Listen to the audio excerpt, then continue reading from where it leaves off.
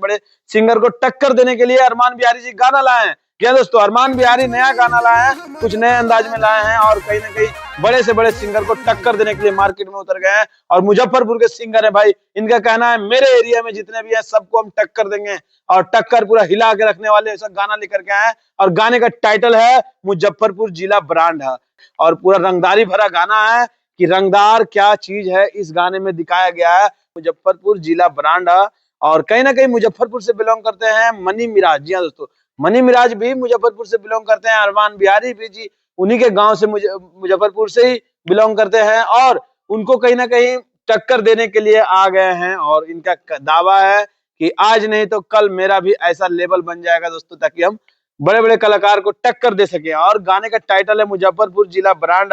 Singer अरमान बिहारी जी है और इस गाने को लिखे हैं सुनील सुरीला जी। एक से एक गाने लिखते हैं, वही लिखे हैं सुनील सुरीला जी। और म्यूजिक आर्या शर्मा जी, आर्या शर्मा म्यूजिक दिए हैं। डायरेक्टर बरकत अली हैं, ट्रेड इंक्वायरी गुरु म्यूजिक वर्ल्ड।